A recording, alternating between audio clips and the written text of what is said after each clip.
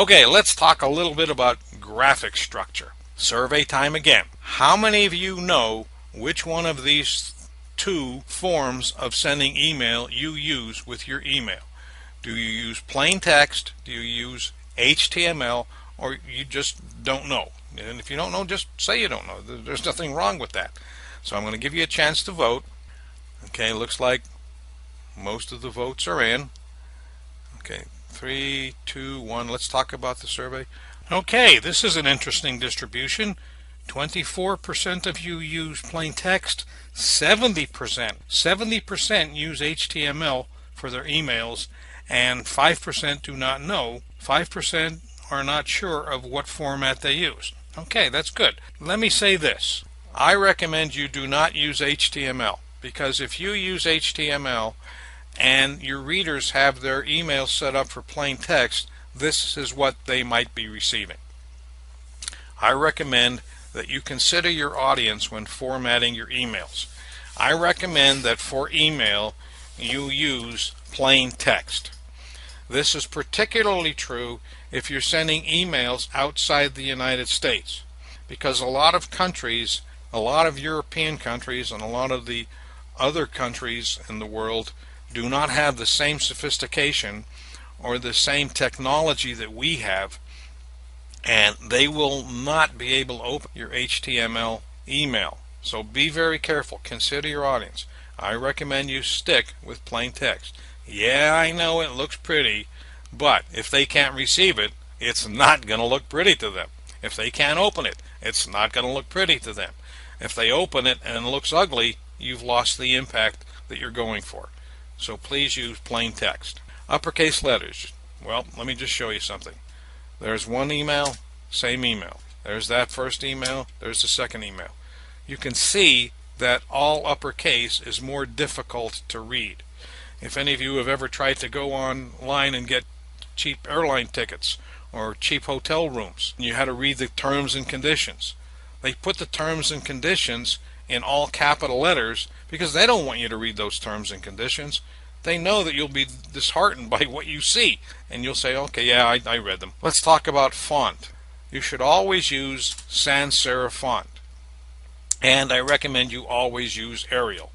Now, serif fonts are the ones with the little legs on the ends of the letters, and I recommend you use Arial.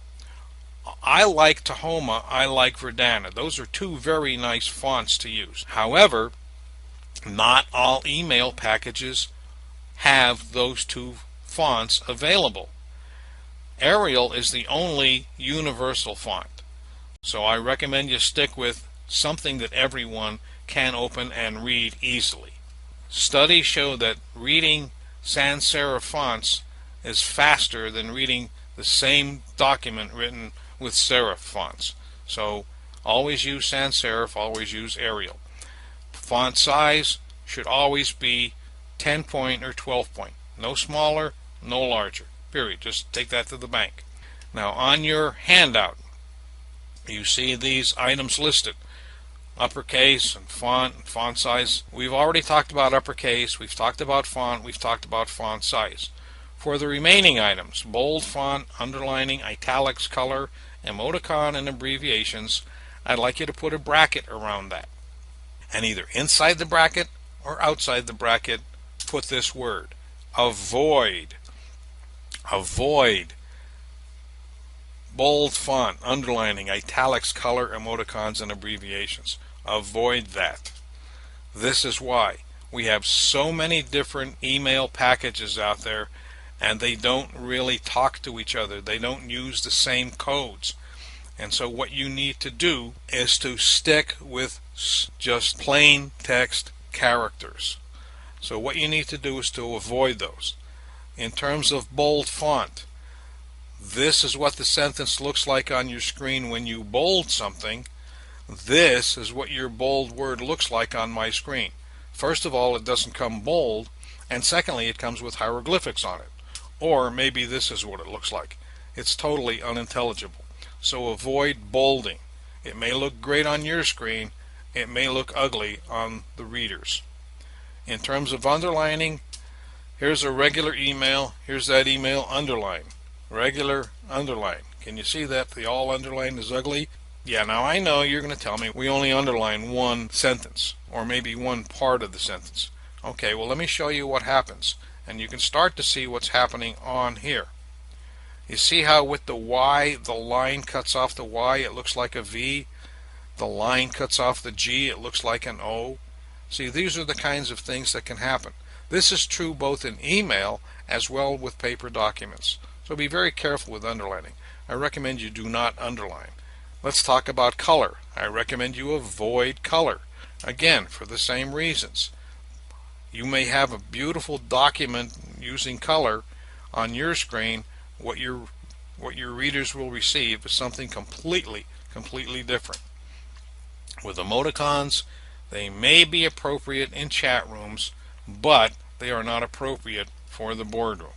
So I recommend you don't use emoticons. In terms of abbreviations, I'm going to let you read this and see if you can figure out what it means. I am told that this means, as far as I know, my point of view would probably be considered still in the dark.